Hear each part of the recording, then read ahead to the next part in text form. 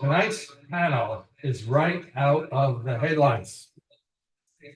And the question before us tonight is, how are we as Abrahamic people supposed to treat immigrants?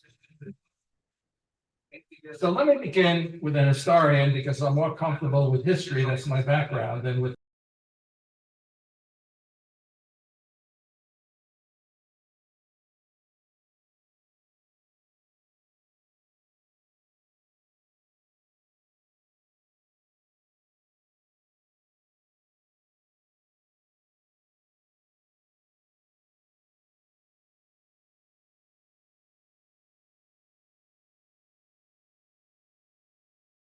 gifts of the Jews. Nomadic people, and he said they changed world history. How many have read the book? It's been around for years. So, one, okay, it's worth reading. It's worth reading. Maybe. It's early on in the book. Now what, let's not use this, just use this mic. Maybe there's too many computers and everything next to the. So just speak and you'll be louder. There's a microphone there. Oh, I don't need this. No. Okay. I think I had a teacher's name, but you know. So early on in the book, there is a depiction of a young boy, a teenager, being sacrificed, human sacrifice, in one of the Mesopotamian empires that was non-Abrahamic. And Cahill said, this small nomadic group of Jews changed all of that. Human sacrifices were gone. Because what they did in the history of the world was introduce a new idea, called monotheism, that there's one God. And he said the reason this changed history is because if there's one God, then every person is a child of the one God, created in the image of the one God, and therefore it follows that as the children of the same God, every person has to be treated with human dignity. Father Bill and I just came from a meeting about dealing with poverty, and one of the people said, if we could only get folks to recognize the dignity in every human being. This is the core of Abrahamic tradition. And they took it a step further. They said not only is every person deserving of dignity, but if you are hurting, if you are marginalized, if you are the weak, if you are in the Jewish tradition of the prophets, the widow, the orphan, the immigrant, the poor person, then you deserve special attention. And Cahill said again, this was never seen or heard before this small nomadic group of people in the Middle East came up with this idea. Another of the 7 groups of books is called Desire of the Everlasting Hills. And here, Cahill said, let's take another look at this small group, the Jews, and someone who broke from them or emerged from them, Jesus Christ. And he said, again, world history changed because in the vision of Christ, it wasn't enough to say to the poor and the immigrant and the widow and the orphan, I'm here to help you. He said, when you help them, you are helping God. Suddenly they're brought to the center. And again, Cahill said, look at the history of the world. It would never be the same. I know what you're thinking. You're thinking of all the political leaders who haven't heard a word of this. Then and now. You know what, for them? It's too late. Because these values are so ingrained, Cahill was right. The world will never be the same again. As in 249 years ago. Thomas Jefferson, not a very religious guy. He's a deist. I don't think he belonged to any organized religion. But you know what he wrote? You could recite it with me. Children of Abraham. All men are created equal They are endowed by their creator with certain unalienable rights. Among these are, you know what they are, life, liberty, the pursuit of happiness. We're stuck with this. Thank God. No pun. And we can thank that little band of Jews and what grew out of them. And every government, every political movement, every worldview now, whether you behave this way or not, you're haunted by those values. So here we are. 2025. What went wrong? Where are those values? So we're going to take just a piece of the news headlines today and look at one area of public policy where Abrahamic values and political practice seem to be in conflict, and that's immigration. I can tell you as a history teacher, I don't think we have seen attacks on immigrants as vicious as we are seeing now since 1942. Anybody know what happened in 1942? Japanese Americans rounded up, put in concentration camps. And why? Because they were a threat to national security. Public order was at risk. We couldn't have them roaming around. So we're not there yet, but there's bad stuff happening. And so we return to all of this tumult around us, to the Abrahamic values that changed world history, and we ask, what are we supposed to do as people of Abraham when we look at an enemy? And that's our panel today. So I'd like to introduce them, and they are really interesting people from far and wide. And let's start with nearby, very nearby, he's right next to me. Rabbi Josh Gregg, Temple Isaiah in Stonybrook. And then from Louisville, are you in Louisville, Kate? Reverend Kate Jones Calone, Executive Presbyter of the Presbytery of Long Island, and also the chair of the faith organizing group for the Long Island Immigrant Alliance. Dr. Yavuz Bayram, did I get it right? Okay. Director of Peace Islands Institute in New York. And two young men I've gotten to know and I'm so fond of, despite their awful story. Where are my boys? Jose and Josue Trejo Lopez from Central Islip, deported in front of their mother in March, arrested in front of their mother in March. They went in for their regular checkup. He'll tell you about it. Deported, sent to different prisons, and then by May, deported back to El Salvador, where they had left when they were 9 and 10. So I welcome you all. And I'd like to begin with the first question to our religious leaders. Speaking of the Abrahamic tradition, what do your scriptures and traditions say about treating and welcoming immigrants? We always do this chronologically. So Rabbi, you're the oldest, although you look the youngest tonight. You're on. Up there. No, I think you're good there. All right. I think this kind of works. So I think the bigger question about Judaism than what does Judaism say about immigrants or resident aliens would be, what doesn't our scripture, our Torah say? We have an ethical mitzvah commandment that's referred to as a havat hager, and that technically means to love, havat, the stranger or the resident alien, whatever ger translates exactly to. We're charged with showing love, with showing compassion, with fairness toward this ger, the gerim, the strangers in our midst. And I don't love the word stranger. I think that's just people that we don't know yet. Ger can also be understood to mean a convert, but it's more broad than that.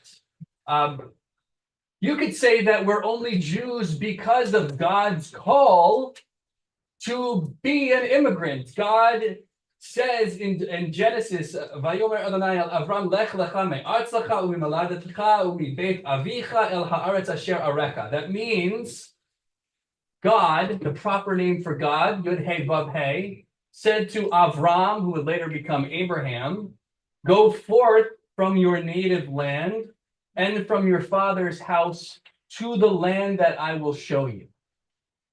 And this is the beginning of one of our weekly Torah portions called Lech Lecha, go forth. God tells Avram, who becomes Abraham, to leave his father's house, to go to a distant, unknown land. So without the charge to go to a new place and be a stranger there, perhaps there would be no Jewish people at all. So that's something that we always keep in mind. We also look at Torah, at our most sacred texts. Some people know it as part of the Old Testament, the 5 books of Moses. We read in Exodus 22:20 and Exodus 23:9, they're variations essentially of the line, you shall not wrong or oppress the stranger, for you were strangers in the land of Egypt. Some people know this. So we know that as Jewish people, we had to go to Egypt. If we know the story of Joseph, Joseph rises up, becomes essential to the economy, brings in his family, Jacob his father, and the Jews settle in Goshen in Egypt. And the Jews are strangers. They're immigrants in the land of Egypt. And Exodus begins with a description of a new Pharaoh who arises in Egypt who forgot or did not know Joseph. And only when this new king arises, who forgets what Joseph did for the people of Egypt, for the land, only then are the people viewed as a threat. They become too numerous. Theoretically, they become a threat because they could theoretically join an enemy group and rise up against the Pharaoh and against Egypt. So this fear is not based on reality. It's based on othering a people. During our Passover Seder, one of our holiest day, our greatest days, many days, our festival of Pesach, we get together for a Passover Seder. And we are charged with not just remembering our ancestors who went out of Egypt, but we're charged with seeing ourselves as if we personally left Egypt. So in our service, in our Haggadah, in our telling of the story of the Exodus, we are absolutely charged as Jewish people with not only feeling something for these ancient people who are our ancestors, but no, we are to put ourselves there. We are to be empathetic and maybe even go a step further and put ourselves in the exact shoes of those who go forth from a land or who are taken and pushed out of a land, those who must go somewhere else due to hardship, due to no fault of their own, or due to new opportunity. So one could argue that the Passover story, the Pesach story, is primarily about embracing an ethical consciousness of the stranger. So we have to cultivate the emotion of empathy. We have to see life through the eyes of the immigrant, the asylum seeker, and the refugee. And this goes on and on. Even in our Talmud, our oral Torah, the sages of the Talmud who expand upon the written Torah, they support the right to immigrate and move around freely. In one of our tractate sections of the Talmud, it says, one who has not made good in one place and fails to move and try his luck in some other place has only oneself to complain about. Is that true now? Jewish tradition also, I want to throw this in here before I pass it on, reminds us not to become like the land of Sodom, which is described as just the essence of evil. we could talk about that. But some of us look at that story and we see sexual immorality. People bring that up as part of the story of Sodom and Gomorrah. But there are some Jewish texts which talk about how Sodom was cruel. The people of Sodom were cruel to strangers in their midst. And it says, they issued a proclamation in Sodom saying, everyone who strengthens the hand of the poor and the needy and the stranger with a loaf of bread shall be burnt by fire. So the foremost crime of Sodom, according to some of our texts, was that they did not sustain the needs of the stranger passing through their lands. So to put it all together, to be Jewish is not only to welcome the resident alien, welcome the stranger, but it's to love the stranger and to go even a step further because you are and you were and you will be the stranger. Right. Thank you, Rabbi. So let's move historically to the Christian tradition. Reverend Kate. Welcome. Thank you. Can you all hear me okay? Okay, great. Well, good afternoon, everyone. I'm very sorry that I can't be there with you in person. I am in Louisville, Kentucky at the moment, which is the headquarters of the Presbyterian Church USA, which is my denomination in the Christian tradition. But I'm really glad I could join you all by Zoom. I'm going to be talking a little bit from the Presbyterian tradition, just because it's the context I know best, but I think it's our Christian tradition is shared across many denominations and many particular traditions. And so I hope what I say is universal to that as well. But I want to start with a little bit of Presbyterian history. By just saying that Presbyterians were some of the instigators of the American Revolution. The British often called the American Revolution the Presbyterian Rebellion. I previously served the Setauket Presbyterian Church just down the road from Rabbi Gray, where there was a George Washington spy ring.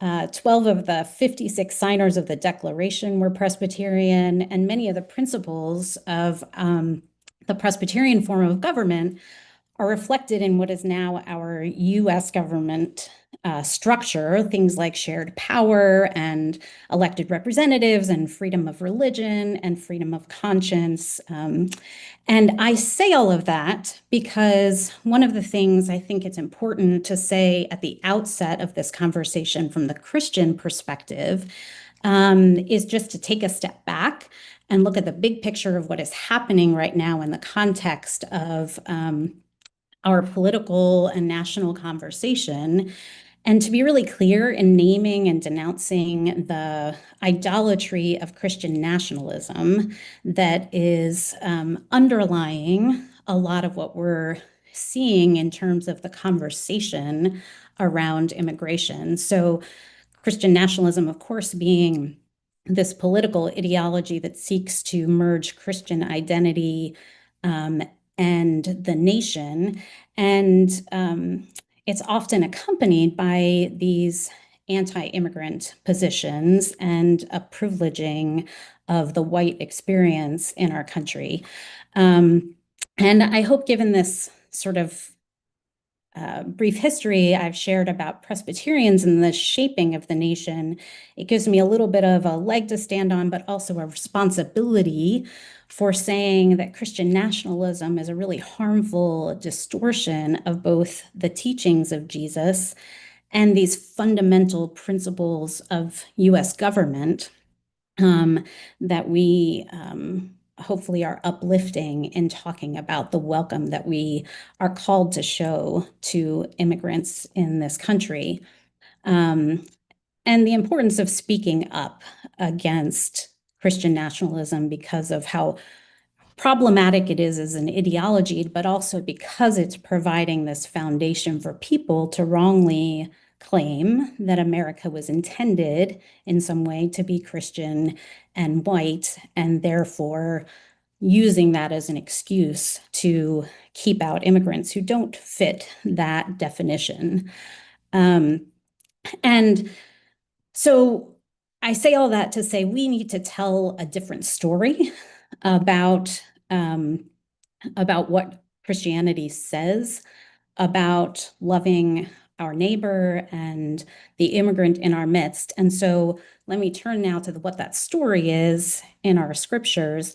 We, of course, share the commandments and teaching of the Hebrew scriptures, which Rabbi Gray just shared with us, which insist again and again that the great story of God is one that calls people to welcome the stranger, seek justice, and protect the oppressed. Those scriptures remind us again and again that God's people were strangers in a strange land, and we have many stories, most central, of course, the Exodus story, that remind us that God's grand story of liberation is always at work in the world. In the Christian tradition, in particular, in the Christian scriptures, we have lots of themes that emerge that support all of this, which is, of course, grounded first and foremost in loving your neighbor.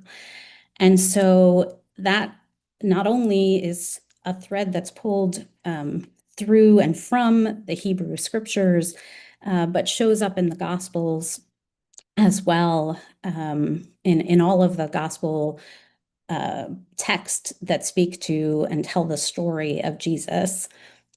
Matthew 25 in particular, one of the Gospel stories talks about what the kingdom of God is like.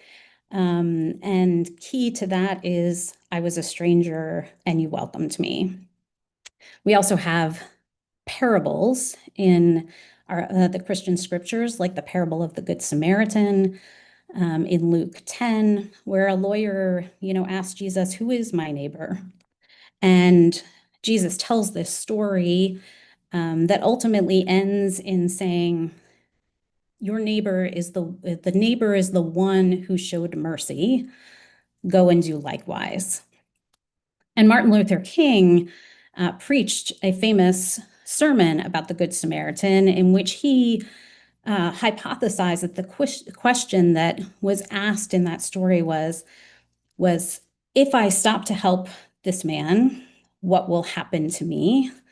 And King insisted, in talking about that parable, that the question that the Good Samaritan asked instead was, if I do not stop to help this man, what will happen to him? That's the question that we should be asking.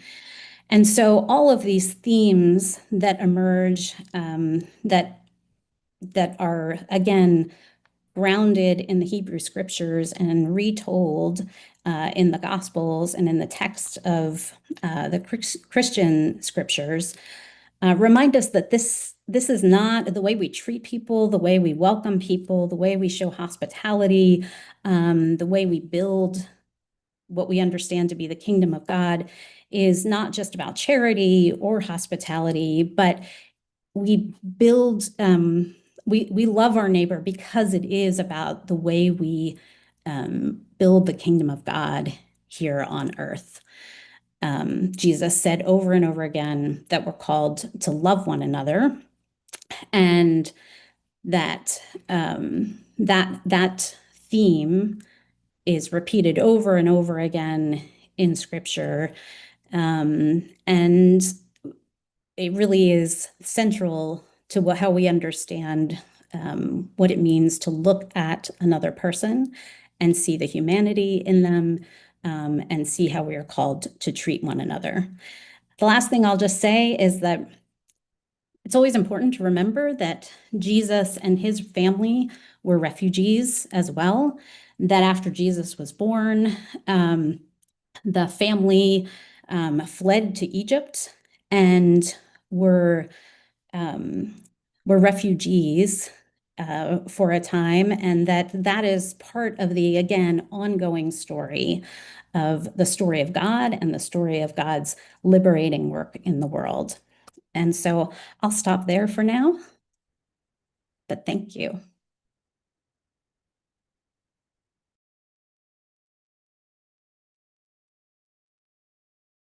I cannot hear you guys.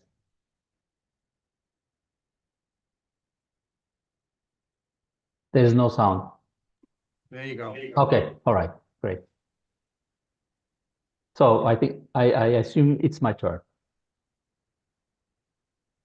Can you hear me? Okay. All right. So good evening, everyone. First of all, thank you so much for inviting me. Is there a problem with sound? It's gonna echo. You have to have one of them turned off. Sorry. You're gonna have to have one of the audios turned off because if Oh, they're okay. both connecting each other, so this is only one, that's just gonna be Yeah, for we you. don't need that one. Okay? Yeah. Okay, you hear it, all right? Okay, are we good? Okay. Good evening again, everyone. Thank you for inviting me to share the perspective of Islam about immigration. And it's a great honor to be at the Abraham's table. I assume this is the place where people get together and talk about our differences without any prejudices and any judgments altogether. They're having trouble hearing you in the back, so Are you? Okay. So which one's connected to the speaker? This one? This Okay, one should this be on, this one should be. yeah, we don't need both. Okay, Yeah. so this one's being disconnected. All right. Am I good now?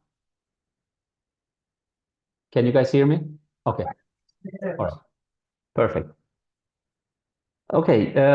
When it comes to immigration from the Islam's perspective, the previous speakers also mentioned that when we open our sacred books or sacred texts, we all see that and discover that the story of faith itself is a story of migration at the same time for the previous reasons that the previous speakers mentioned.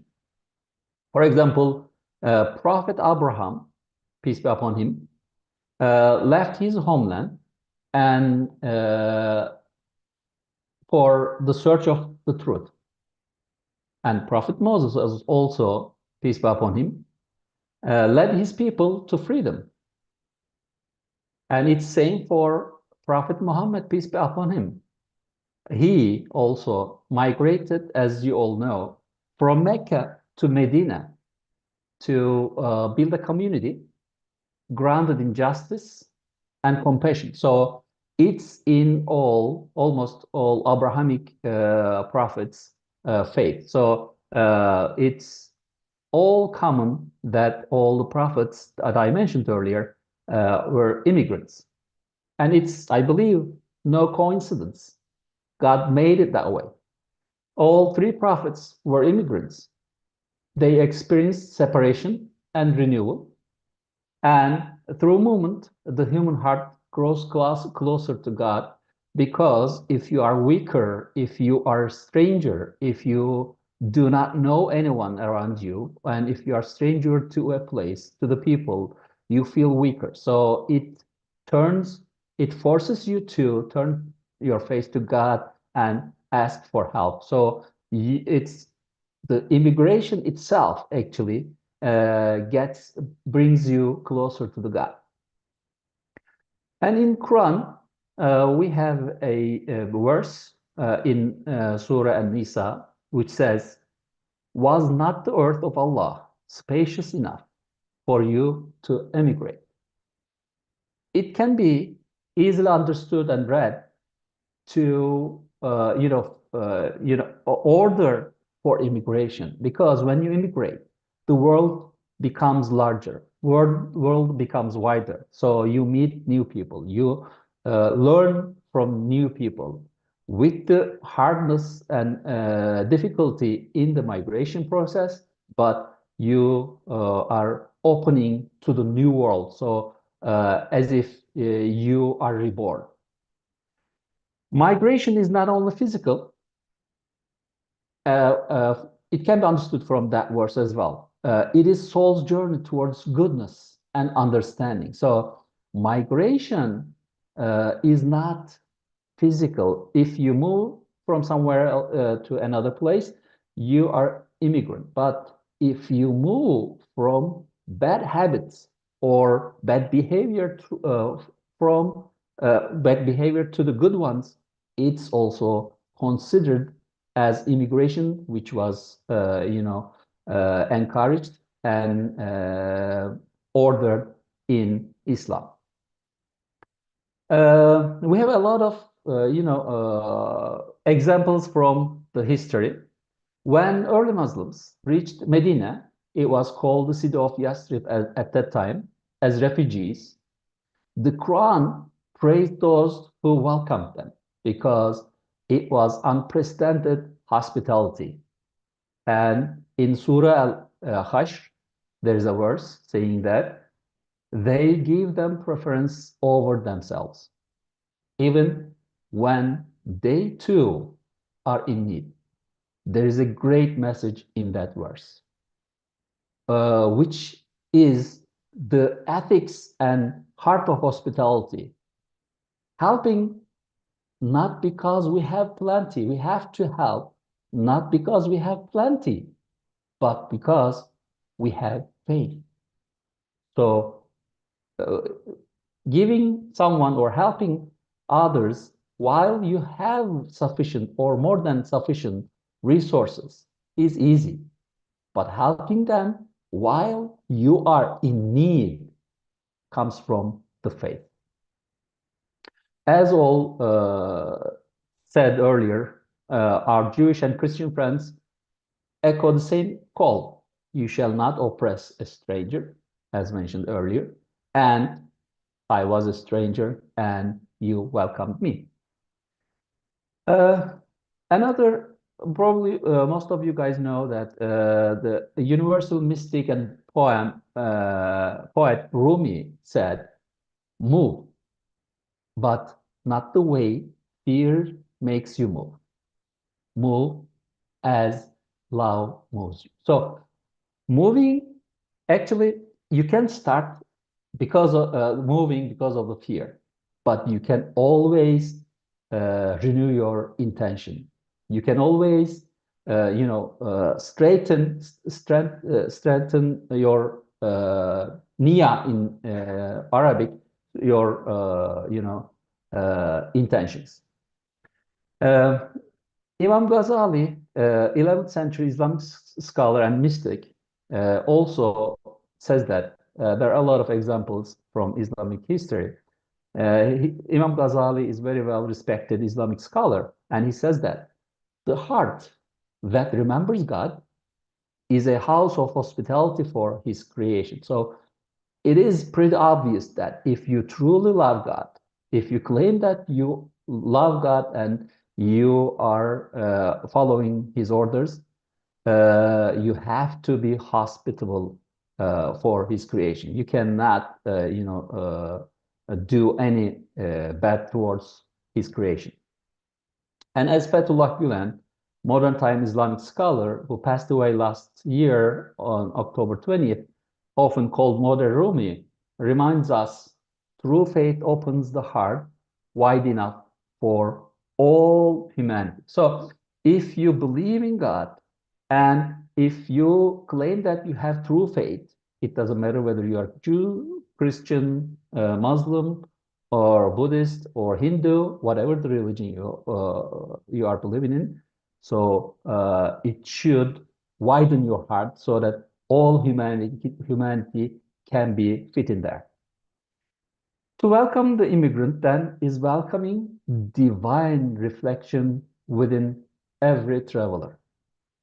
But the compassion, on the other hand, does not mean chaos. And hospitality does not mean lawlessness. Every nation, like every home, needs order. Mercy and justice must walk all together. No one is beyond the law, as we all agree, and no one, at the same time, should be beneath its protection. When I picture Prophet Abraham's, peace be upon him, tent, as you all know, open on all sides, so no traveler had to search for door, I imagine it means open hearts, open institutions, and open dialogue as we try to do tonight. And lastly, when we welcome others, we rediscover ourselves, I believe in that, and as travelers on the same sacred road. So we never give up on trying. We should always try to welcome immigrants and encourage immigration in the physical or in the soul journey. Thank you.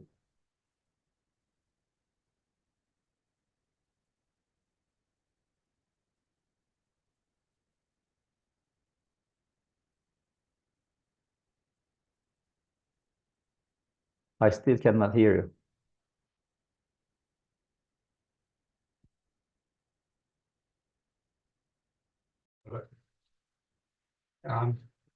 They're very religious. They both belong to a Pentecostal church. They grew up in Georgia. And then they had come here to Central Islip to be with a stepfather, and that's when they were arrested. But Jose was telling me that he goes to church 3 times a week. And I thought, oh my God, that's serious business. Josue taught Sunday school, and he taught it to preschoolers. And I said, wow, that had to be tough. He said it was all right, except there was the one kid. How many teachers in the room? Always one kid. But that's what he did. He taught Sunday school. So I said to Jose, I don't know if you'll want to jump in. You just heard a lot about what the 3 faiths, and you're both very religious. Is there anything that jumped out that you'd like to comment about what you heard? It's certainly, let's put it this way. What has happened to you is very different from what we just heard. Do you want to comment on anything you heard? I don't know if y'all can hear me. Can you? Yeah. Yeah. Okay. Well, it makes me sad that there are people that call themselves religious people or Christians or from any religion, and when you share your story with them, they see you as a criminal. They don't see you as a refugee or a immigrant or anything. They right away see you as a criminal, and it makes me sad, that we have for me as a Christian, we have the Bible, and even though when we hear the message to welcome the strangers, they don't do it. It makes me a little bit sad that we went through all of that and we were treated as criminals and the worst of the worst, basically. But now, seeing all of you, seeing that there's still hope, that there's still people that follow the gospel, and it makes me so happy. It makes me really happy. Josue, you want to say anything? You don't have to, but Well, Josue is this child. how's my brother say? That hurts me a lot because there's like we went through the bad, like we were really nice people. We did nothing and we got treated like the criminals they tell us we do. Like my brother said, we're Christians, and the gospel says that you have to treat your friends like your brothers. You have to treat the non-persons like it can be a stranger, but you have to treat it like your brother, like your family member. But they treat us like criminals, so that hurt me a lot. Like they call themselves Christians, they call themselves religions, but they don't follow the gospel. Thank you. So I'll give you a sneak preview. Sisters of St. Joseph have done a 5-minute movie about them, a video. And it's not quite ready yet, but the title of the video is good boys. And Jose will tell his story on the video. And there's a point in the video when one of the, I guess it was an ICE agent. I don't know who said it to you, but he said to both of you, "You're good boys. What are you doing here?" And it's a very powerful moment. They're not criminals. And yet this is how they've been treated. Now, they will tell their story in a little bit, but thank you for weighing in. I think you went right to the core of things. If you believe stuff and you don't behave with that stuff calls you to do, something's wrong. So I'd like to combine the next two questions and get you both, all of you to answer the next two, which are as combined questions.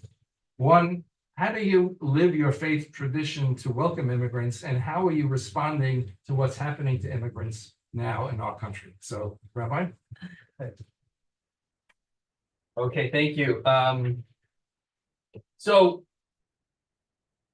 from the Jewish perspective, I think to live a life, we'd say live a life of Torah, we really can't separate living a life of Torah from welcoming immigrants. We just can't do it. Also, in the Jewish world here in America, we're also, I think we have a unique perspective because so many of our own people, we're getting older and older, but remember the Holocaust or have parents that were survivors of the Holocaust. So there's that whole perspective of needing to go to a safe place. And as Jews, we can never turn someone away because they're an immigrant or a resident alien, or Bayram, whatever term we might use. And as our friend here said, our tent, I wrote down our tent as well. So we said sort of the same thing about Abraham. This just occurred in last week's Torah portion, our weekly Torah portions. 3 guests appear, and the tent is open. So these guests to Abraham's tent and Sarah's tent end up, we learned, being angels. And Abraham and Sarah don't know this when they arrive. So we teach our children, which we did actively last week at a service, to treat anyone, any traveler, any sojourner, any person, anyone who you think might be different from you, as if they could be an angel. And how great would the world be if everyone treated everyone else as if they were angels in the world. And I kind of wrote down a concept we have in Judaism because it popped into my head when I was thinking about this question.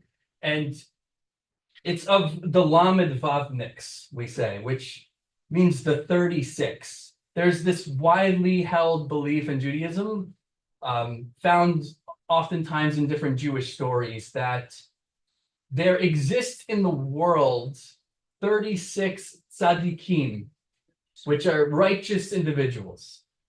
And if you think you're one of them, you're not. And if you think you know who they are because they're so prominent, you don't.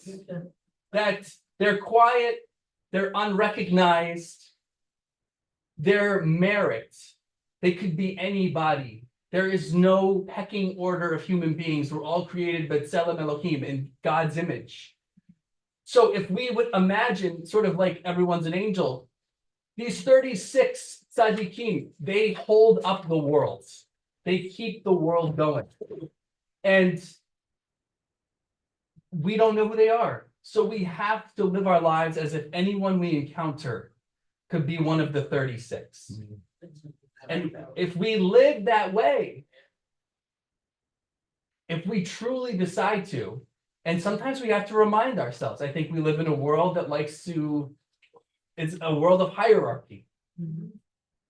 But if we're all created in God's image, b'tselem Elohim, then anyone could be the 36. And I think these concepts in Judaism help us to sort of apply these concepts into the real world, to apply them to our day-to-day life.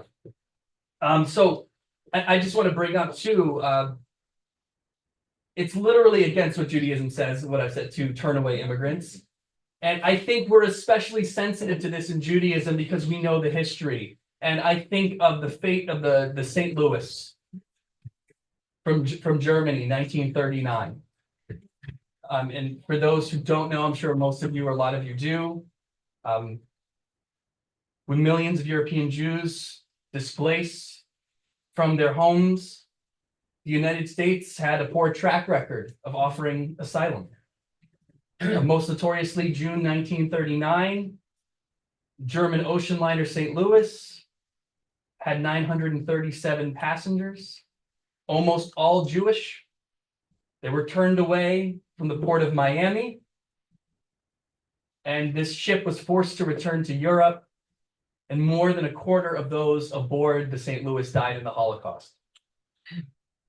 So, knowing this and having lived this at least 1 or 2 generations, for me, 2 generations ago, we can't turn a blind eye. We have to be welcoming. And I'm not sure if people know that in general, that Jewish places of worship are safe places for immigrants, but they are. And many of we have social action committee writing to legislators. Some of our congregants are very active. Many took and handed out, just simply took cards with information about, in Spanish and English, about what our rights are should we get approached by law enforcement. No one was giving you the process though. Yeah. So we've done what we can to try, but there's more that needs to be done. Lo alecha hamlacha li more. What we say in Judaism is, it's not our job to complete the work, but neither are we free to desist from it either, right? We're not there yet, and we know that, but we're not allowed to stop trying to help. So we have to live it. It's who we are as Jews. It's where we've come from, both biblically and historically. Not even so long ago, a blink ago. So for us to say, we can't welcome immigrants or we need to be wary, this is what's happened to us. The Jews have been the others. The Jews won't assimilate into the culture. The Jew is dangerous. And we know what that's led to. So we can't do it to other people. That's, I think, broadly Jewish perspective. I want to say with regard to the St. Louis and Boyce, what has happened to you. I used to ask when I taught U.S. history, I would say to my students, what do you think are the 2 greatest things that mark American history? And I would get our military power, our wealth, and they would say, what do you think? And I said, neither of those. The Bill of Rights and the fact that we welcomed so many millions of immigrants. But every time they came, there was trouble. Every time the Irish did not apply. And you mentioned the St. Louis. 100 years ago in 1924, our Congress and our nation said enough. No more. Too many of them. And they're all the wrong people, by the way. They're Russians and Italians and Jews and Catholics. They're not us. They'll never be like us. And so the bar came down in 1920, 100 years ago. And the reason that the St. Louis was turned back was we wouldn't allow people to come in because we had these quotas. Quotas, by the way, that were racist, that gave preference to Northern and Eastern Europeans, what someone would call the not the shithole countries. And those, forgive me, and those who had darker skin and came from the wrong part of Europe were turned away. As for Asians and Africans and South Americans, forget about it. But this is not the first time that we face this. And guys, keep that in mind. And each time we put an end to the hatred. We did it, and we kept welcoming. But you're in a bad spot. Okay, let's hear the Christian tradition. What are you doing to help, and how are you responding to what's happening now? Reverend Kate? Thank you. I was thinking about this, that there are sort of 2 aspects of living out how we're called to live into what our faith tells us to do about welcoming immigrants. And I would sort of put them in two buckets. One is witness and one is accompaniment. And both of those involve showing up, right? Showing up for people in some way. So if thinking about witness, I'm kind of thinking about the prophetic tradition and this, in the prophetic tradition of this idea that, that we hold up a mirror to what is and also talk about what should be, right? And so that today looks like speaking and preaching and including in our prayers and our liturgy um, um, uh, things that address God's concern for immigrants in our worship. It looks like going to actions, public actions, meeting with public officials and saying like, this is the way things are, and this is the way things should be, and asking them to do something, right, about that. Testifying at open meetings of our county legislatures. And all of this in terms of witness, it matters that we're speaking as people of faith and from our faith, because that's an important moral voice in the conversation. And so that means that we work within our own faith traditions, right? We have work groups or committees, action groups within our denominations and our congregations. But it also means that we work ecumenically and across faith traditions, interfaith. And it also means that we work together with advocacy organizations and we are present in spaces to support and work together with organizations that are working directly with impacted people and communities. So all of those ways are ways in which we provide witness, right? In living out what our faith traditions call us to do. And then there's this aspect of it, which is about accompaniment. Which again is about showing up, and I think about it though in terms of showing up for people and walking beside people. And the first and most important piece of that is just building relationships and real solidarity, right? Standing beside, walking alongside, listening to the experiences of listening to Jose and Josue and what their experience tells us about what is happening, making space for stories and voices of people who are impacted.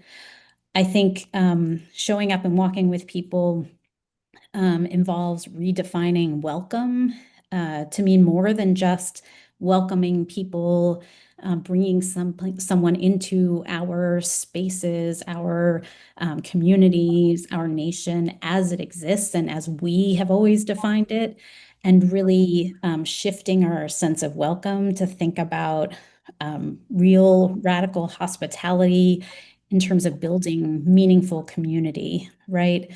And then there are things that are just practical ways of accompanying, which are, going with people to court and to other places where they feel at risk.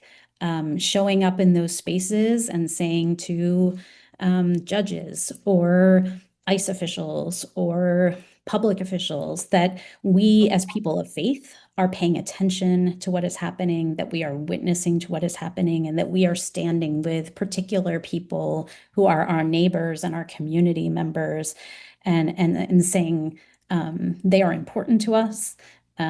We love them, and that we are here to say that their story matters and what is happening to them matters. And then, as has been said, sharing know your rights information and providing financial, material support to those who are really harmed by these policies. All of these are ways in which we accompany. But again, it's, I think, just broadly under the umbrella of we are called to show up for people. And that is what our faith says about really meaningfully loving our neighbor, loving one another, and building the kind of community that God, that the divine imagines for us. Thank you, Kate. I want to say on the point about showing up, once the deportations began, and it was clear in January what was happening, a coalition formed, uh, faith people and non-faith people. Well, we're all children of Abraham now, you know, whether you go to a church or a synagogue or a mosque or nowhere. Those values I spoke of in the beginning, they penetrated all of us. And so people came together and began to meet every Friday. And this group has now coalesced into a coalition called the Long Island Immigrant Justice Alliance. Don't you love it? The acronym is Elijah, like the prophet, just happened that way. And Reverend Kate chairs the faith committee. We meet, I'm on it with her. We meet every Friday. And the brothers are on it with us. And so every Friday they sit with us and help us to strategize from El Salvador. And we go back and forth in terms of what we're doing. Dr. Bayram, so Yeah. from perspective, what are you doing and how are you coping with what's happening now? Thank you. For me, this part of the program is kind of personal because as a Muslim and a Turkish American, I have known both the act of separation and the beauty of belonging. I came to United States in 2005 with a broken English and very ambitious to complete my PhD in electrical engineering. So it was very, very precious for me, and it was new adventure. But at the end, what captured me most was not the science. Science was great. I learned a lot of good things, and I learned a lot of technology and literature. But what captured me the most was not just the educational system, universities, and science, but it was the people. So I fell in love with the friendship and openness, dialogue, and understanding, welcomed that are existed here. I still believe that they are still our characteristics in America. In Sacramento, California, I helped a lot of people or organizations to organize dialogue activities. And I tried to bring people from different cultures and religions and faiths so that we can get more benefit out of this culture and environment, because at that time in Turkey, the environment and habitat was not good for this type of activities. At least it wasn't as good as what we had here. And with those people, we broke bread together, shared happiness, shared joy, and at the same time, we shared sorrow as well. We traveled together. And so it taught me, these moments and these activities taught me that dialogue cannot be just a program or activity. It's a way of life. So I learned that during my PhD studies in California, Sacramento. So I'm really grateful for that. After that experience, and this experience became the turning point for me. And I decided that after some certain times, after some certain conditions and situations which were not good, as you may guess, in Turkey, I thought that the United States would and should be my home now on. Because here I found hearts that were open to understanding, dialogue, and welcoming. As I mentioned at the beginning, I am a managing director of Peace Islands Institute, New York. And in that sense, at Peace Islands, we try to live this same call through action that carries this spirit. And we try to organize interfaith dinners, service projects, dialogues, and other activities, trips, international trips, so that we can increase the understanding among the people. When you know the people, you cannot hate them. So in that sense, we try to support people who are in need of legal support. We try to organize events to inform them about their rights. And we try to also inform them what to do when these type of things happens to them, and what to do, which in some cases might be really hard position to be in. So I will also give another example from the Islamic history, that when Prophet Muhammad, peace be upon him, arrived in Medina, his first act was to build brotherhood, as I mentioned earlier in a verse from the Quran. And he built the brotherhood and sisterhood between Muhajirun and Ansar. Muhajiruns are the immigrants coming from Mecca to Medina. Ansar were the people in Medina, welcomes. And he asked them to share homes and hopes, to see one another as family. And another great Anatolian poet and mystic, Yunus Emre, said, we love the created for the sake of creator. We love the created for the sake of creator. That single line is for me the essence of Medina, and reminds me that those early dialogue nights in California, I think it's really important, and I still carry that spirit with me, and while I'm trying to help others who are in need.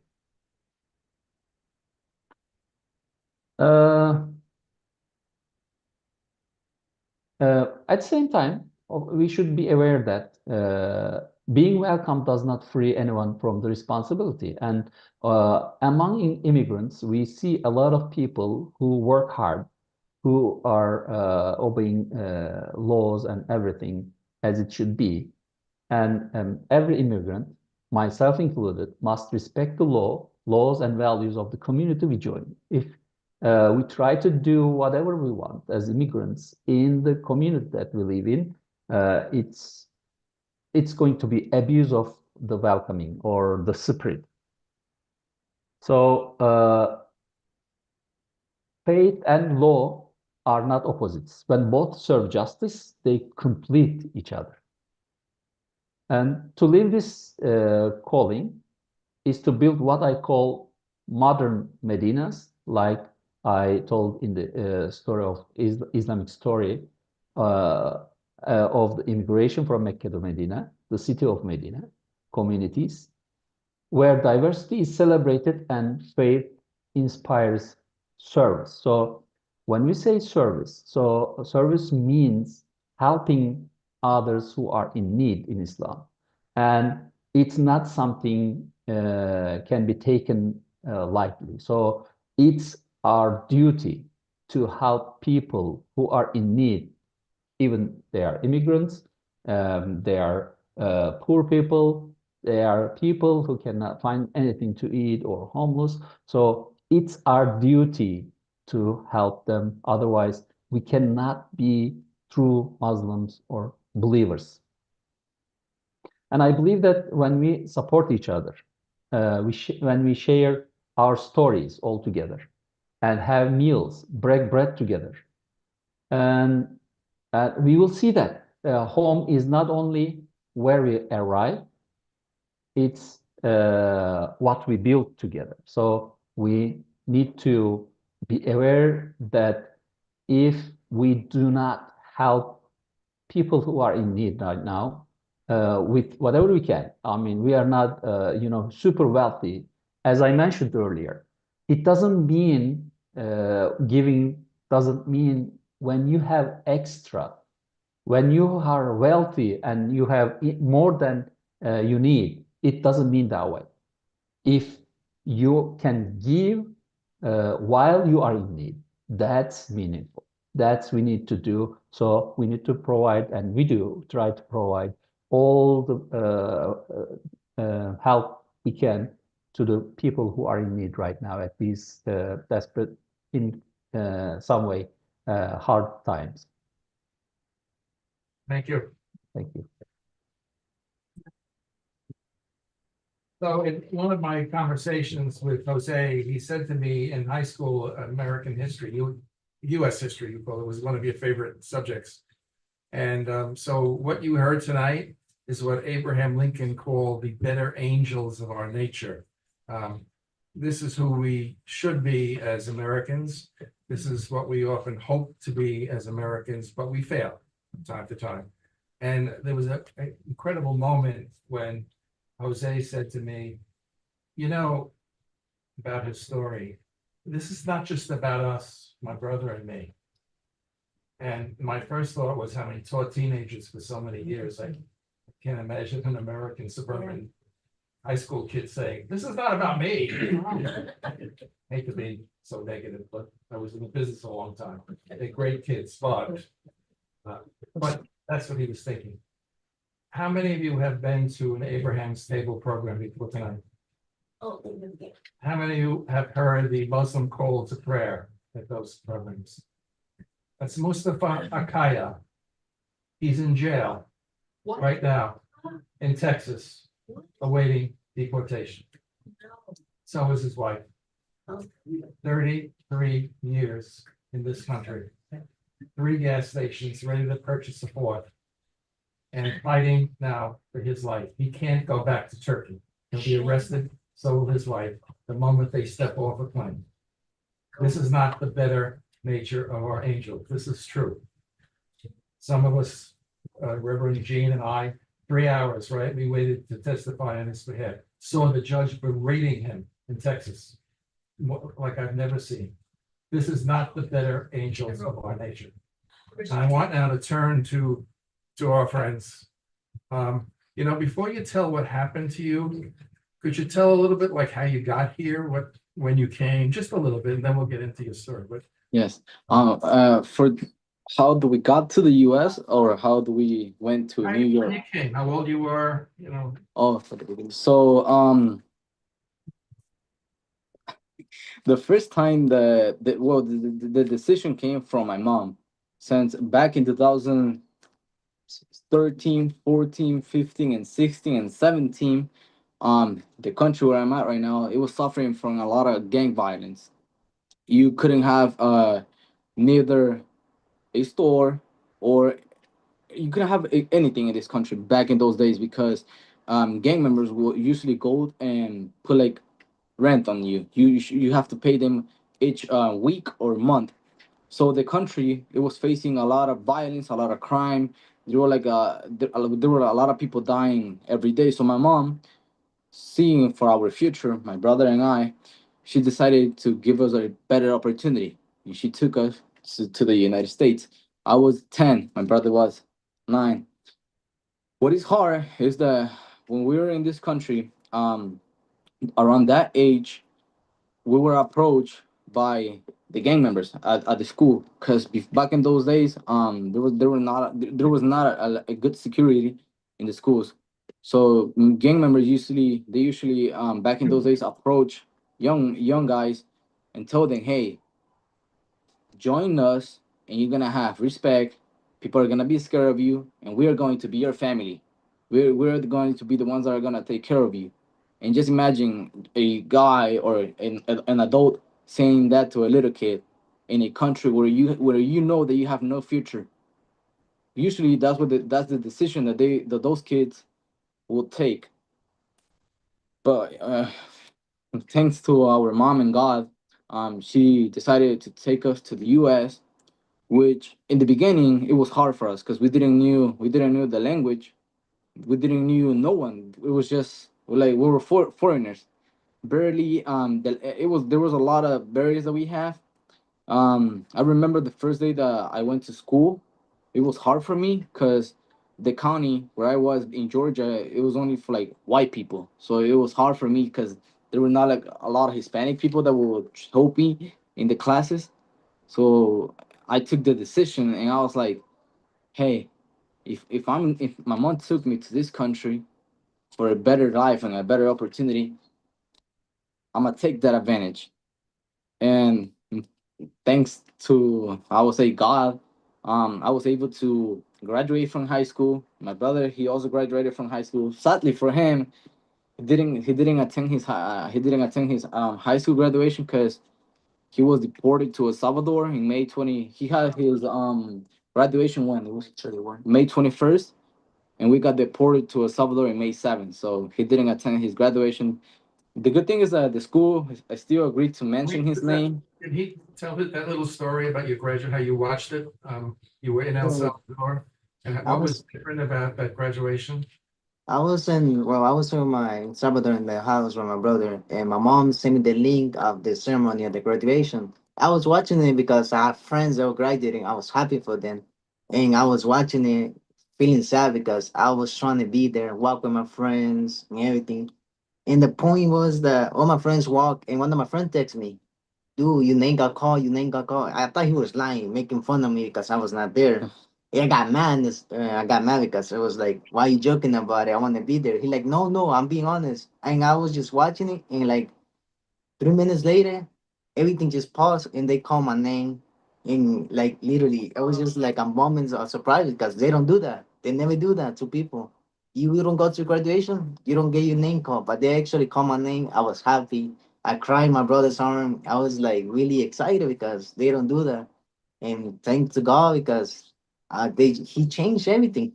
Now my mom got my diploma. I have my diploma here, everything. I got it down, and I'm happy because I worked so hard. How my brother said, there was a lot of barriers we had to broke to learn the English, to learn how to write English. There was a lot of things we did, and now I'm proud of that. I'm proud of my mom that she took me to there, get a better life, and hopefully one day we can go back and do our dreams and help our mom.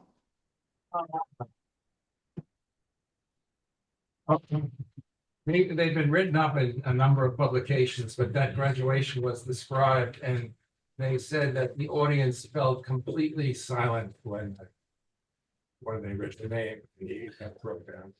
So now you're here, and you're always going to your check-in as you were supposed to be doing. They were fighting since the age of 9 and 10 to get status. Their first attempt was to get status as special juvenile status. Sorry to say that was just denied to them 2 weeks ago, but they were fighting to get this. But they always went to their check-in, never missed it. And so it's now March of this year. And they had come up, by the way, they had come up here to Central Islip to their stepfather because there aren't opportunities for undocumented kids in Georgia.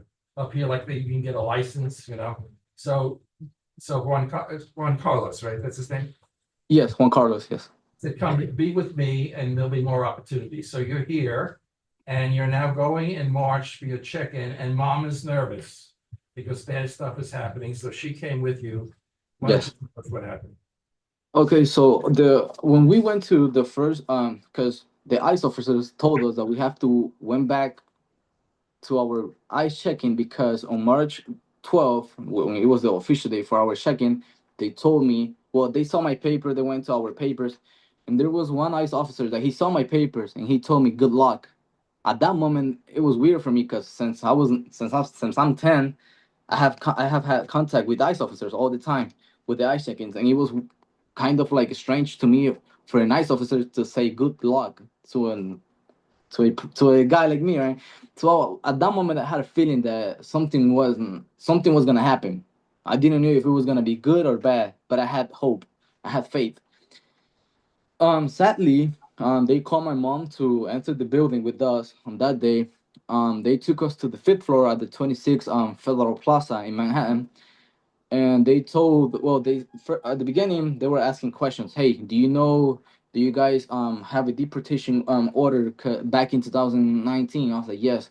And he told us, are you guys are doing anything to fight or to like reappeal? And I was like, yes. Now we are seeking the special immigrant juvenile status, my brother and I. And he told me, do you have proof? I was like, yes, I do have proof. I showed him the all the documents, and he didn't went over it. He just saw the first page, and then he handed it back to me. He was like, this is nothing. At that moment, I felt like everything was lost because he didn't went over the documents that I handed to him. And then he asked my mom if my brother, my little brother, because we have a little brother, he has a special needs, he has a syndrome, and they were asking for my little brother's birth certificate and then the passport for them to make sure that my little brother, he was born in the U.S. because he's a U.S. citizen. Well, after they make sure that my little brother, he was born in the U.S., they told my brother and I to go sit with an ICE officer in the same room, but it was like away from the families because that was the family room. And when they took us there, they closed a curtain because it's to separate one room from the other side. And I didn't knew, I saw that they were closing it, but I was like, maybe they're going to like interview us or something or ask questions. But in reality, what happened after they closed it, they told me to get up and that I was being detained and I was going to be put in removal proceedings. It is hard to not even say bye to your mom or your little brother and being separated from your family, not knowing when are you going to see them again. I even told the ICE officer, well, he told us, hey, do not start screaming, do not start doing all of that because it's going to be like worse for you. So don't do any scandal, basically. And he told me, do you have anything that you want to give to your mother? And I was like, why? And he was like, because you're not gonna see your mom again, basically. And then they took us. They make sure that there was nobody in the hallways in the 26th Federal Plaza for the other people not to see us. And before that, when they arrested me, they put handcuffs on me, and I felt like a criminal, because I was like, well, I guess I am a criminal at the end of the day because I had never had a crime, never committed a crime, never had a felony or anything. So it was hard for me to accept that I was being put in handcuffs by a ICE officer.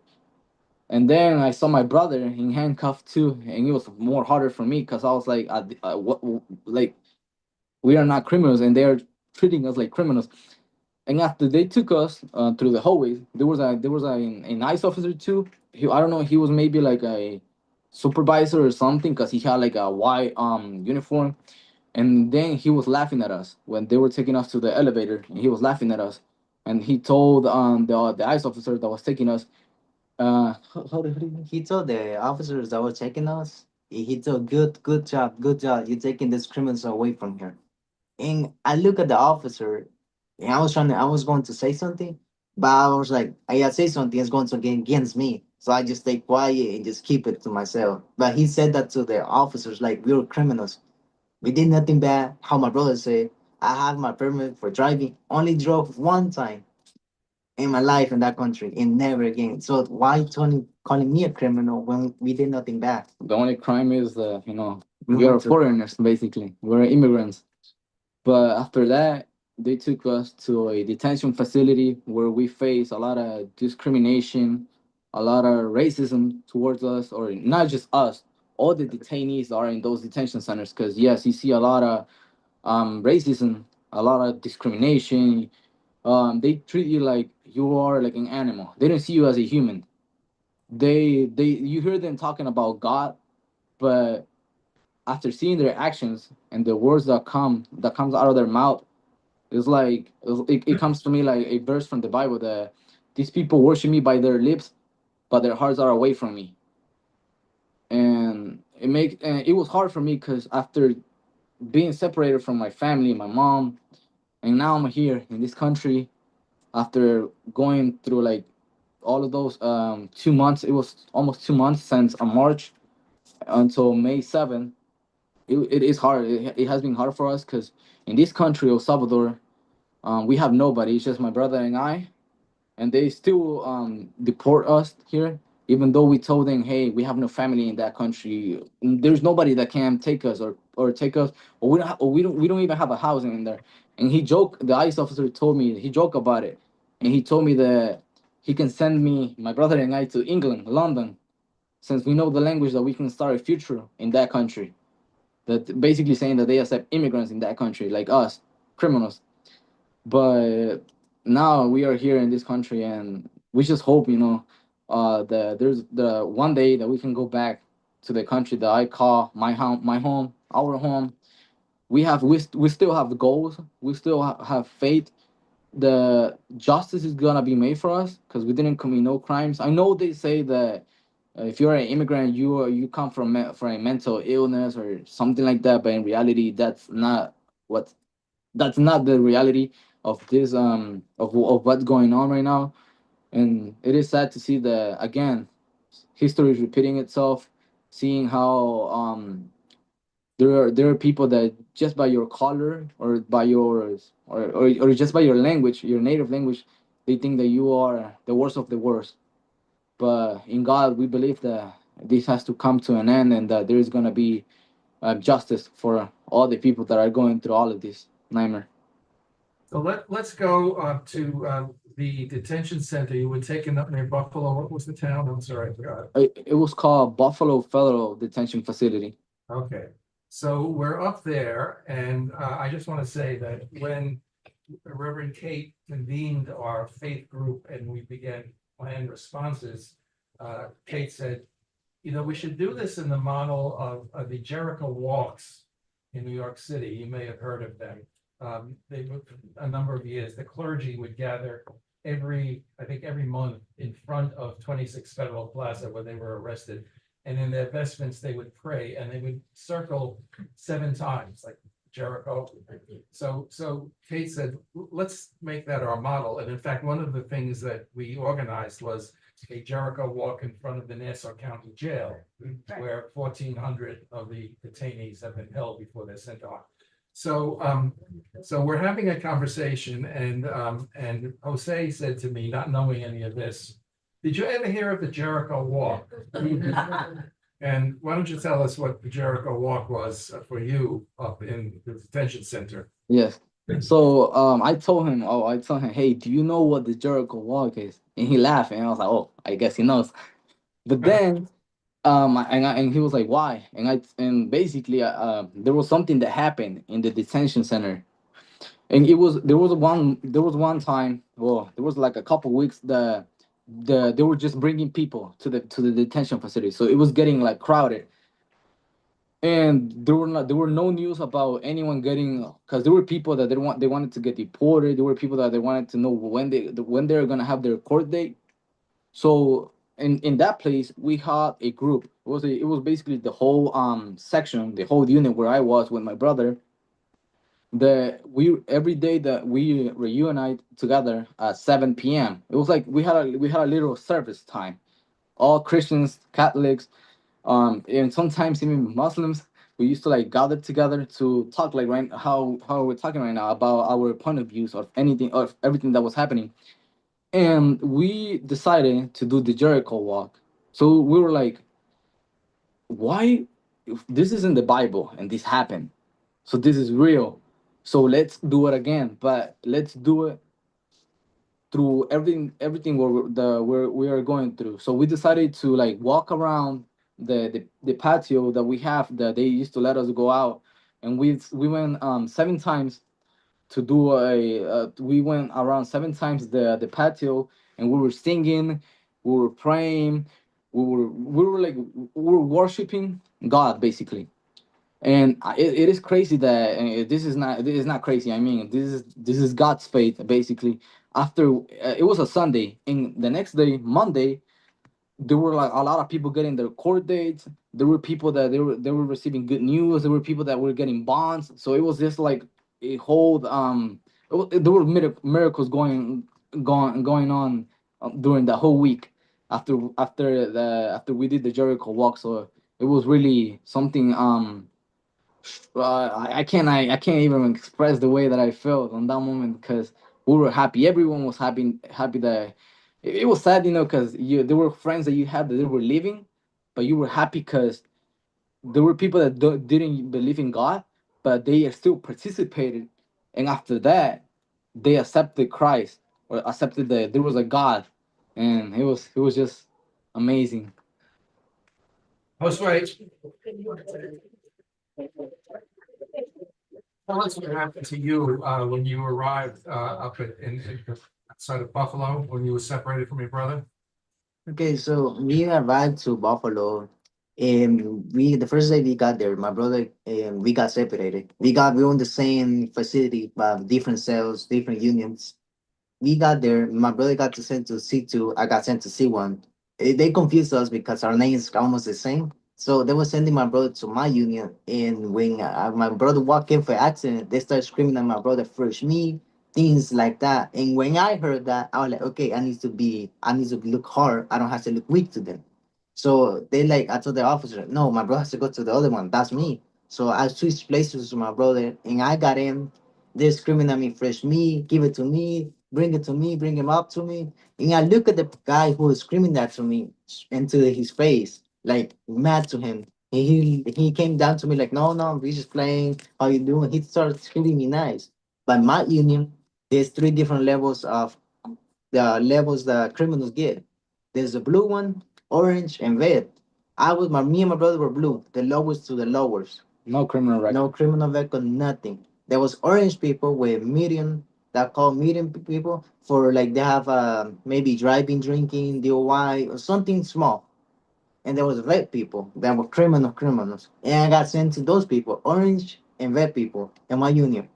Imagine me being 19 years old with no criminal record, and people were there like orange and red. I was scared for my life because they were criminals basically. And they used to talk to me, and I was scared to talk to them back because I was like, "What I'm doing here? Where's my brother? Where's my brother?" I was always asking for my brother.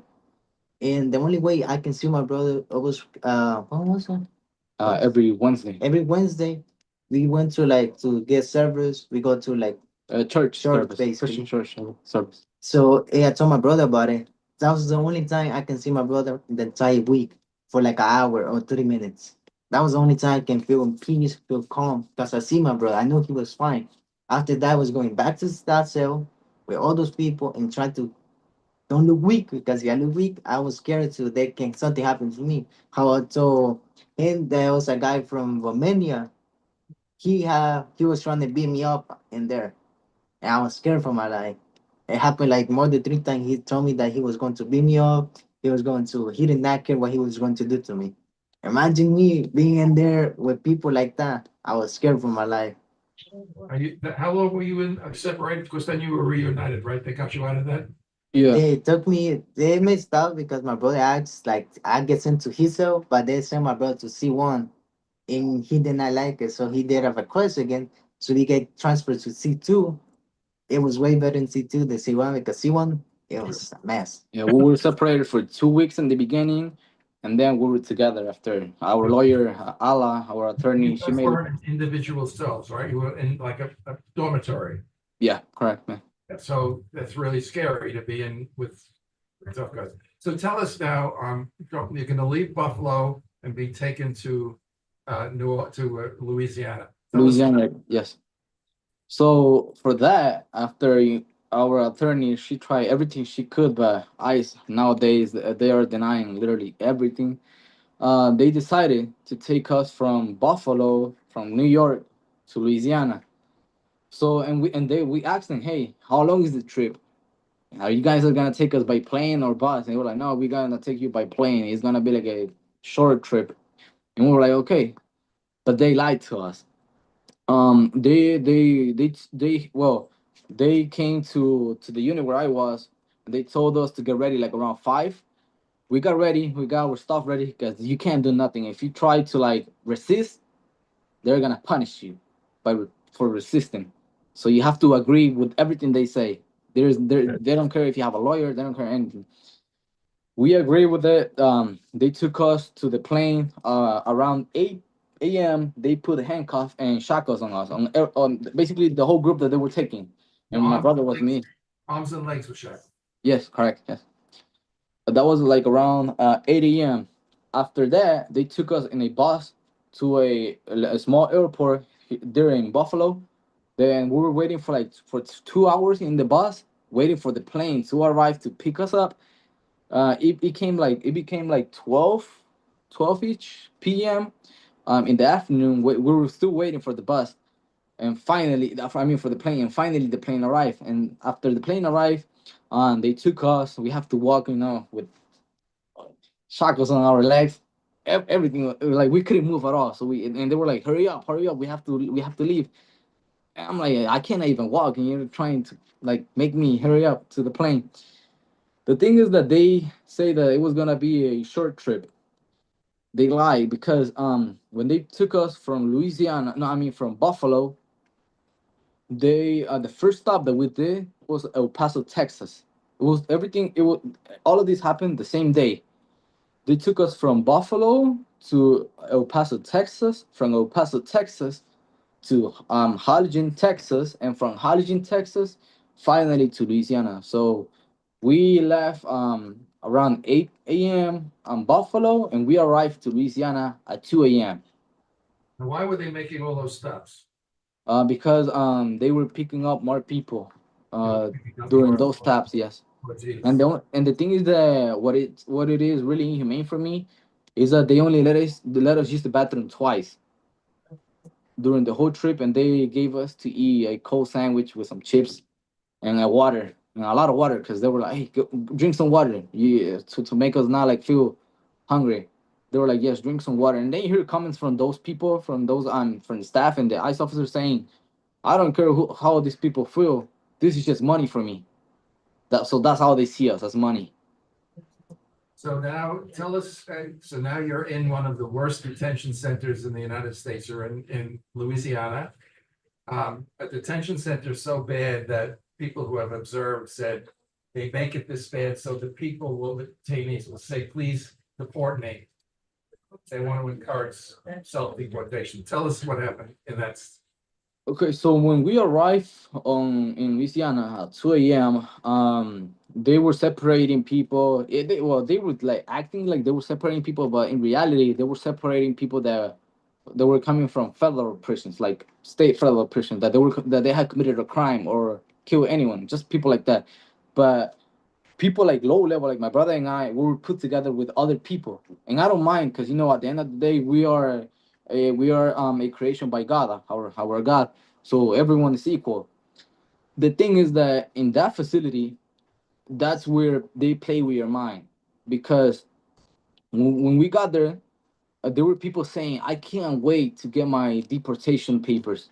I want to get deported. And I was like, how could you say that when I'm here wanting to stay in this country? But like after like a day, I realized why. And it was because they on that place, they serve you food as like cold food. And it's small portions just to eat and to maintain you alive, basically. They don't provide like the basic needs that you need to, like just one of them is to like give you like a new set of clothes. There has been people in that facility that there have been in there for like 7 days, and they still be using the same clothes, which means the same underwear, which is nasty. Well, I believe it is really inhumane too. For my brother and I, we were in the same clothes for 4 days or 3 days, 3 days. And it was until our attorney Ala, she made a lot of complaints to the facility, and then there was an ICE officer, well, the supervisor of the facility, came to talk to my brother and I, and he told us that our case is being a pain in the butt for them, because our attorney is making a lot of complaints, and then they are receiving orders from the top to provide my brother and I a new set of clothes. So that was a pain of the butt for them, basically. And then they don't provide clean water in reality, because they bring like a big I can't remember how, a jar of water, of clean water, so um you have to use it wisely, if I can say it, so because there was one night that it was like around 5 or 6 p.m., and I told the CEO, hey, there's no more clean water for us. And he told me, yes, wait until I bring until I take the trays out, the food trays out, and I'm gonna bring more clean water for you. It was already 10 p.m. and there was still no clean water. And there were people drinking from the fountain water, which is like, okay, you have fountain water. Why are you complaining? The thing is that the fountain water has the green stuff, the algae. I think that's how you call it, right? The algae, the green stuff. And there were people drinking from it, and I was like, I'm thirsty, and I need to drink water. So I drank from it, and the night that well, in the same night, I got diarrhea. And I told our attorney, and she made a complaint, and they still didn't care. And there were people and they are happy because they're getting deported, but it makes sense because you are being treated as criminal, well, as an animal, not a criminal anymore. You're just like an animal for them at that moment. You remember when I asked you if you were happy to get out of that place and be deported? And they both said to me, no, absolutely not. This is their country. This is their country. So we're gonna try to get some comments from the audience before we break, but I just want you to tell them what you told us in the meeting. What was the only thing you did wrong in your life? The only thing I did wrong in my life, it was to seek for a better future, seek a legal way, because that's what I hear them say. Whoa, why you didn't do it the legal way? I was doing it the legal way, and I still got punished. Yeah. Well, my brother and I got punished for doing And it. the only thing I did wrong in my life was to obey the law. Yeah. To go and check in as I was supposed to at the immigration center where I was taken with my brother in front of my mom. So we're gonna get some questions from the audience. Thank you, guys. That was very. That was a pleasure. They made this information, so I have hard time. dealing with this. There's- I don't need to mind to come over. Oh, okay, all right. Can you hear me okay? Yes. Okay. My name is Susan Steinman. I work with the Board People's Campaign, but I also work with Vic a lot with the faith-based group.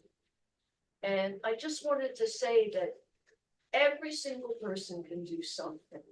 It doesn't matter how old you are. It doesn't matter what physical condition you are. If you have people that work for you that don't have the red cards, that don't know their rights. If you go to a restaurant, you can ask to see the manager and make sure they put a private sign up on their kitchen. If you have a few minutes and you know the county legislator is meeting, very often I go there and there are 4 people there. People need to go and speak out. Yeah. Okay, the way I refer to it is we cannot be quote unquote good Germans. Okay. I want to say, she doesn't know this yet, but on December 10th, Long Island Jobs with Justice is honoring her with our human rights award.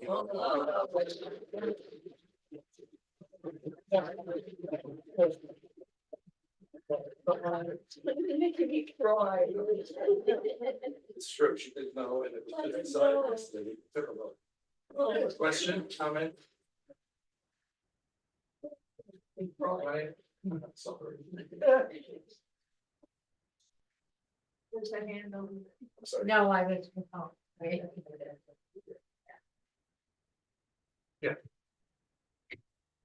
Thank you for coming here and telling this story.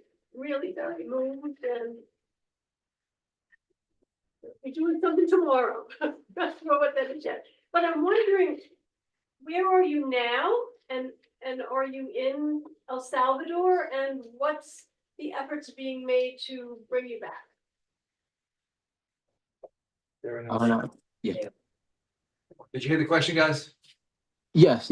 So yes, we right now we are currently in El Salvador. Right now we are renting this house right here because when we got to this country, when we got deported, there was an old man. There was a friend of my grandma from her childhood, and my family started to like contact this old man. He's already old. To if he can, because when you arrive to this country, you need to have someone. Because my brother and I, yes, I'm 21 now. He's about to be 20 in December 9th. You need to have a legal someone to represent you in this country, but we didn't have anyone. So on that moment it was scary for us because I was scared for them to take me to another detention center while they do some research on us. But what is being done to do for us to take us back? Right now we had a pending I-360 for the special immigrant juvenile status. Sadly, it got denied because we are not in the country anymore. We got deported. But our lawyer, our attorney, Ala, she's preparing for it to do a litigation. And that, because they're not in this country, they can't file a certain kind of appeal because they were deported. So we have to get them back in order to make them. So at one of our meetings, our Friday meetings, so we have the group meets in the morning, the committee, and then the larger group, 25 or 30 people meet in the afternoon. But at one point, they looked at us, Jose looked at us and he said to the committee, "You're all we have." My grandmother, my aunties, my little brother, everybody is up in the United States. And one of our private conversations, you may remember, I said, "Guys, you got to get used to where you are. It's going to take us a while. You have to connect. You have to get involved in a local church." And he said to me, "Jose, it's hard. I feel like I'm turning my back on my country. I was born here, but it's not." So friends, not the better angels of our nature, but And as these are the Reverend Craig kinds of said, Americans that we as- don't want here in this country. These two young men are what they say we don't want. These are the true Americans, not the sons of that are running. They're the this better country. picture of our angels. Yeah. They really are, they really are. So Reverend Kate was saying, we need to show up, and I always say people of faith show up. And we have our Abrahamic traditions and our values that are gonna make us show up. So hey, show up, everybody so our next event is a Jericho Walk. And it's gonna be on Sunday, November 23rd. It's gonna be in Huntington Station. We will begin at St. Hugh of Lincoln Church. 50% of that congregation is Latin American. And we will walk for about 10 minutes to a CVS where day laborers have been gathering for years. And at least 25 have been arrested and disappeared since March of this year. And so we are calling this the Day of the Disappeared. It will be led by clergy in their vestments and all of you and so many others to make that stand. We will end at the CVS with a prayer service, and we will put a sign in the ground that will read in Spanish and English, right here, immigrants are being abducted by. So to our panel, thank you all. To my boys, thank you again. And to all of you, thank you for coming. Thank you. Thank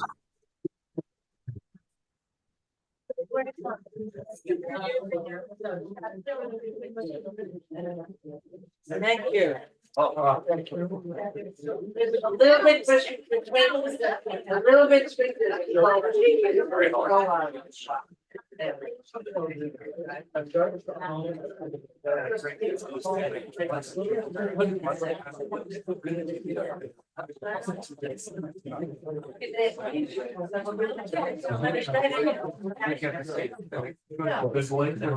No.